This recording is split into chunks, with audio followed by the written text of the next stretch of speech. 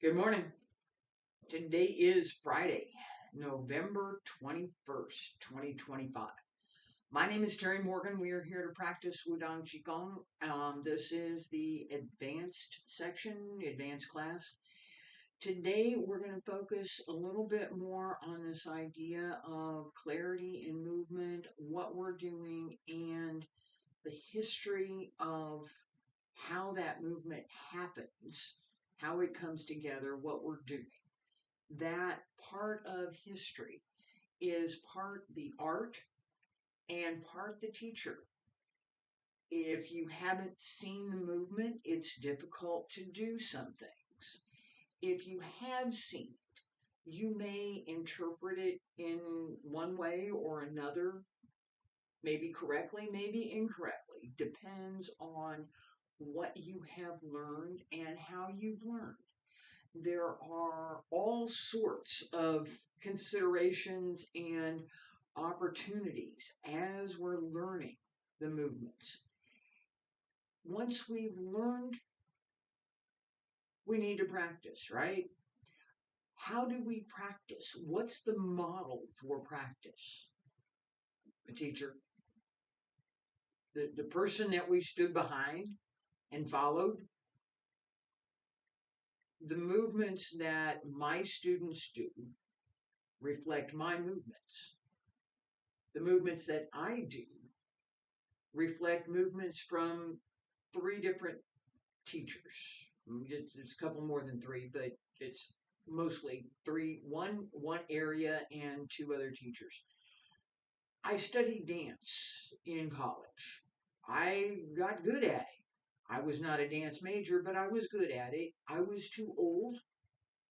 I was in my 20s already. I was too old. I was too old to do some of the things that would be the next step for a dancer who's just graduated from college. That I was already 5, 10 years too old.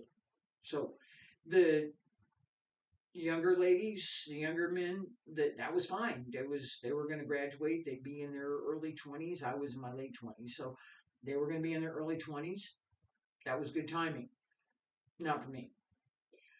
There are physical changes that we go through that we have to pay attention to, and that's that was that was a problem.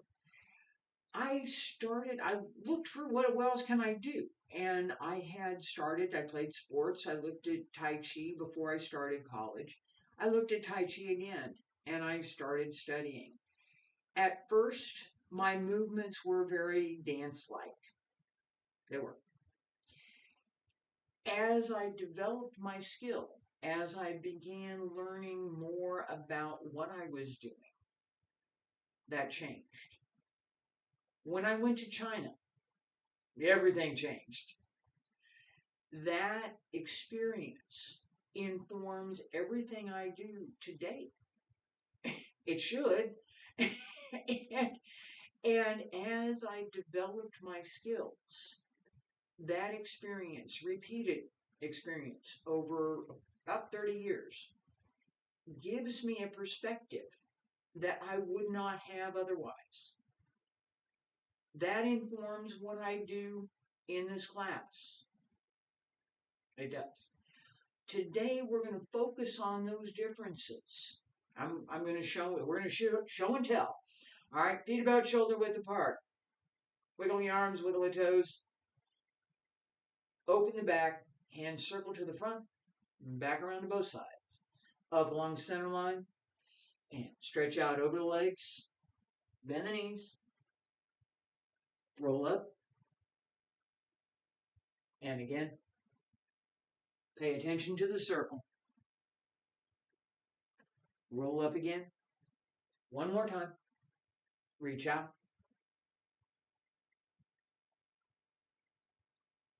Relax through the upper back. Keep the shoulders down and elbows drop down, wrists, hands return to your sides.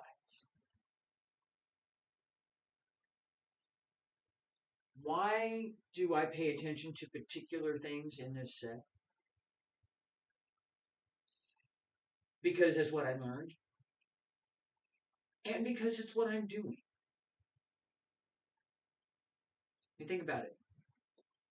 In this set, just start with the basic set, right? Feet about shoulder width apart. My feet are a little bit wider set today. That's partly because my attitude today. I have one. Feet about shoulder width apart. All right. Wiggle the toes, wiggle the fingers. That opens the back and forces the weight back to the heels while you're wiggling the toes. It also forces the weight onto the metatarsal arch. You have to push down. The arch of the foot pulls up, toes drop down, grip the floor. Wiggle the fingers. Open the back, right? Hands circle to the front. It's a circle. It's round. It's not come here, right? It's a circle. And come back around. This is a big circle right here. Okay? Hand circle to the front. Back around to both sides. Up along the center line. Reach up. Shoulders stay down. As I reach out, the knees bend. The hips take my torso over. It's not from the waist. Bend the knees. Drop the head. Roll up. Hands follow. Fingertips reach up. Elbows drop down. Hands return to your sides. That circle, big circle. This is outward circle. We have there's an inward circle. There's a circle to one side. There's a circle to the other side. And then there's a circle to the middle. There's this entire set is something that I learned from Hong Wei Lun. When I first started, I had studied dance. So the idea that this is a circle, this is a big circle. Okay, let me get that idea. Once I have that idea, I can do it. If I had not previously studied dance, finding that circle could be a problem. One of my students was an excellent push hands player, was learning Bagua. Circle, walk the circle. Yeah, walk the circle. Right? My hand stays pretty much where it is. It moves with me, but it stays pretty much in the place that it is, in space. If I put a string in the middle and had to walk my hand around it, I could. Trees are good for practice, too. You walk around the tree. It gives you the center. One of my students had trouble finding the circle. I gave him a circle. I have a small round rug. I put the rug on the floor. There's a circle. Later on, Professor Liu drew a bagua on the floor so we could follow it. That visual aid helped tremendously to internalize what that circle is and what it looks like so that we don't need that external reference anymore. That development process is exactly what I've been talking about. Everything is, you start out, I don't know, I'm going to learn something. I've learned something. I've developed it. Now I understand it and I can do it. That process depends on what we've learned, what we're learning, what the teacher is teaching us, the art itself, and the teacher. When I talk about movement, hand movement, use my hand. I guess I could be in the picture here. Right. Just hand movement. You turn the hand over, you turn the hand over. Where does that movement come from? Where's it? Where does that come from? Does it come from my hand? And You can see my face looking at it as no, it's not my hand. That's my elbow. The elbow turns this over. This is the arm turning, not the hand. If I just turn my hand, that's about all I get. I can't. I gotta do this in order to complete that movement. How do I do that movement? What am I doing? Right? The mechanics of the movement, what I just talked about, together with the intent behind. What am I doing with that movement? My hand turns over. Okay, that's it. That's all we're talking about is that movement in the hand. What am I doing? I'm talking, right? I'm talking and I'm going to show you something and my hand comes back and it's just a casual movement. I'm not really doing anything. Just talking my hands. In dance,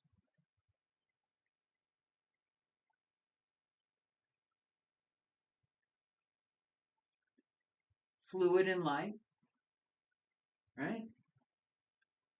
Open. Everything works from the back, not through the arm. That arm isn't doing a movement.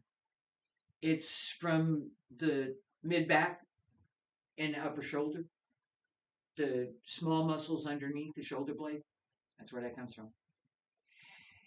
If I was trying to do this movement with my arm, it wouldn't be fluid, it wouldn't extend, and I wouldn't be able to sustain it, not for any length of time. Using my back and my whole body as part of the movement, I can sustain. Again, this is dance, right? Nice, open, fluid, right? Correct postures, footwork, all the things. This is dance. It's not martial arts. In dance, we look at the story. We're going to look at what's the story that we're telling. Because that's what's going on stage. Even if it's not Peter and the Wolf or the Swan Lake. Everybody knows Swan Lake. Even if it's not a classical ballet with a story that everybody knows, there's a story. Balanchine told great stories. There's, yeah. So as we practice, right, in dance, there's a story behind what we're doing. The way the dancer moves tells the story. In martial arts, the way we move has more to do with what we're doing in the movement, the purpose behind the movement, and the intent behind the movement, which is something that both share. That intent is my intent to dance, is my intent to practice martial arts. Very different.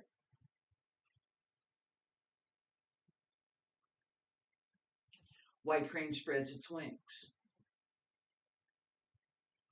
It's a different movement. It's not ballet. It's ballet. Yes, it's ballet. I'm on my toe, front foot on my toe, right? Extended, nice, rounded upper arm, lower arm, everything's good. No, that's dance. So white crane spreads its wings from Wudang Taiji. It is. This one's going to come at you. That crane.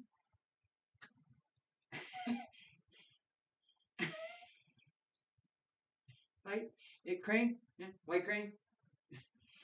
That idea behind the movement changes everything. If I'm thinking, I'm the same movement, white crane spreads its wings. If I'm thinking dance, okay, that's not what we're doing.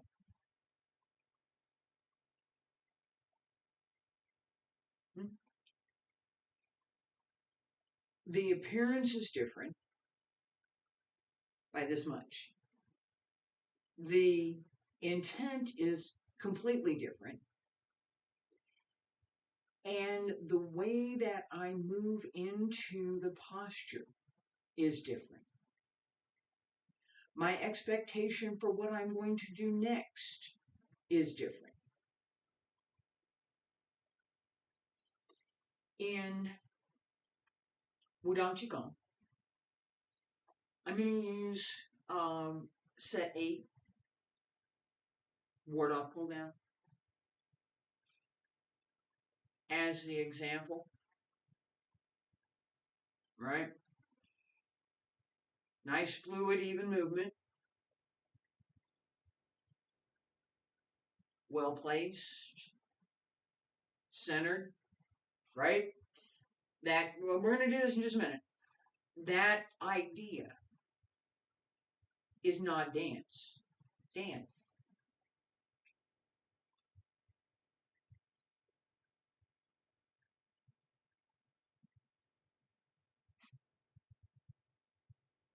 I could make it look really pretty. I could make it look less foo-foo. And it would look nice. It's not the same. The intent is not the same. What we're trying to do is not the same. And that idea, that concept of intent, what is my intent? What goes behind the movement? What are the principles and the foundations for this movement? Right? This is the part, this is the movement. This is what I do. This is what the teacher's shown me.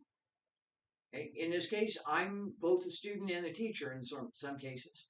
So I pay attention to what the art is, what the art is telling me I should do. I pay attention to what I remember my teacher taught me. And that's what I teach. That lineage, that connection is the history that I have that anyone who studies with me shares. Because if you're actively learning from me, your movements will begin to take on the same qualities as mine. If you're standing there watching me and trying to pay attention to what I'm doing, trying to imitate what I'm doing because that's how you learn, then your movements will take on the same qualities as mine. My movements have the same qualities as 2 of my teachers, as well as my dance teachers. That information makes a difference in how I teach, how you can learn from me, the background that I have, and what is important, what I've found to be important in both the movement and in the way that the art is presented, the arts, I should say. All right, so hold the ball. Lower hand, near the hip, right here. Here's my hip. Get close. Upper hand, just below the shoulder, at the chest. It's not here, it's here. Okay, this is, if I were to grab your arm, wrist and elbow, and twist, it's here. If I have a ball, your head, it's here, right? Ward off is here. It's not here, it's here. This hand comes up and out. Together with the weight, together with the transfer of the body weight. This hand pulls down, right? Ward off, pull down, right? This has to be solid. If you're pulling on something and your weight is not solid over here, this is wobbly, you're not going to be able to pull on anything. Pay attention to the body weight, pay attention to the transfer of weight, pay attention to the timing. I know you'll be able to see that. Some of the finer movements are more difficult to see on video. I talk about them, but you have to pay attention. Pay attention to the timing and pay attention to the transfer of weight. I'm going to turn around, we're going to do both sides, left side, right side. Feet about shoulder width apart. Stand straight, pull up through the crown of the head.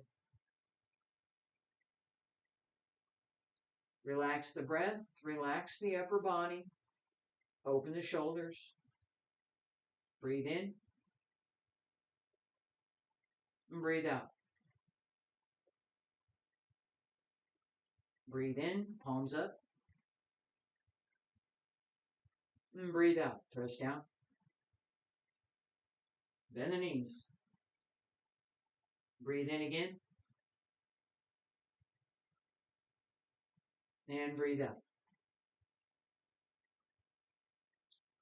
Breathe in. Circle. On the toe. Little step. Extend. And return. Pull the foot in. Circle. Little step. Ward off. Return to center. Breathe in. Breathe out. Breathe in. Breathe out.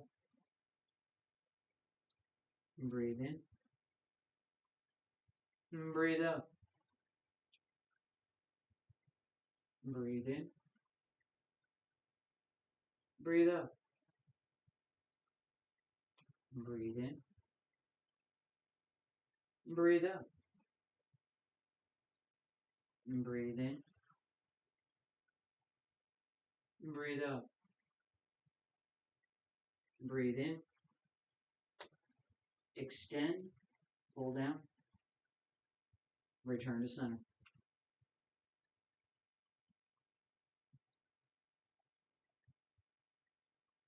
Keep the back open. Use the legs.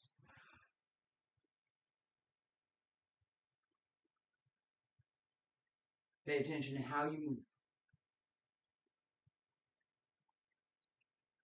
The intent behind. 2 more.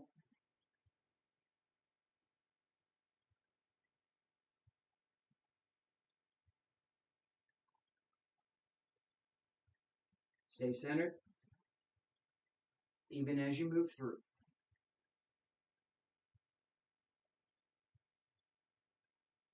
Last time, breathe in, breathe out. Breathe in, breathe out. Breathe in, breathe out. Breathe in, center, breathe out. Press down along both sides, pull up through the crown of the head, raise the heels and lower. Stay there, breathe in, breathe out. One more time, breathe in, and breathe out.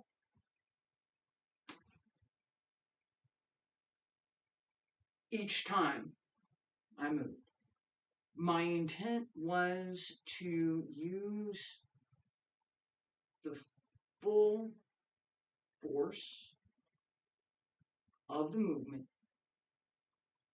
to connect through my entire body, to keep the movement solid, strong, complete and full.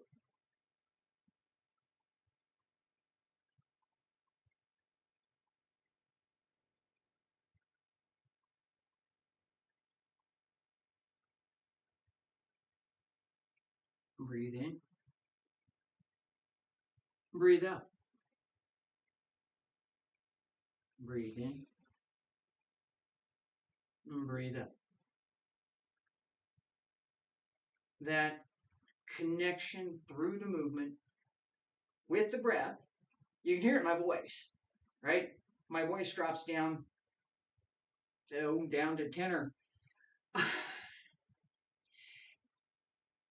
That is part of syncing the breath. The more open the lungs, the more open the breathing apparatus, the lungs, the back, the chest, the diaphragm, the physical breathing apparatus that we have, the more open that is, the easier it is to sync the breath. As we do that, the tone in the voice will change. It happens. It's also something that comes through, people learn through theater. It's part of projecting the voice. You can't yell. It doesn't work. it's not a stage voice. So that idea of using the voice, of using the breath, is fundamental to what we're doing with Qigong practice. The more we develop that skill, the easier it is to see it. This idea of being clear about what we're doing, understanding what the practice is. What are we doing in the set? I've talked about that at length. What should we be paying attention to? What's this idea of intent? Are we dancing? No, we're not. We're this is from Qigong. There is a martial connection to it. And we should be paying attention to that, not dance. Whether for some other kind of Qigong or some other thing, right? That idea of being clear about what we're doing, understanding what it is we're doing, what the history is, what goes with that art. I know what I'm doing. I'm studying this art. I'm learning from this teacher. This teacher is saying, pay attention to this, pay attention to that. And when the teacher moves, these are the movements that I'm learning. Because that's what you're doing, right? As you do that, understanding the teacher's background. Where does this person come from? What have they experienced? What's their normal? Right? What's normal for this person? Because that changes everything. It really does. As we pay attention to all of those things, that this is why I'm studying with this person. The person has this skill, this skill, this skill, has this background, has this, and it seems to communicate well, blah, blah, blah. Whatever the list is. What you learn is both from the teacher and from the art.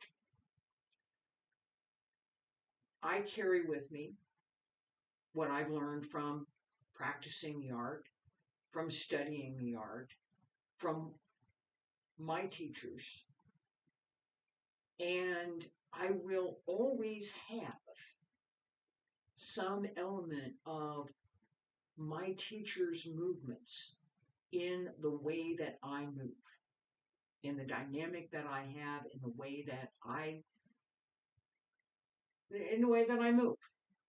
It comes from watching and learning, and then trying to remember what I saw and practicing so that I can do it as well. I don't need to remember what I saw. I know what I'm doing.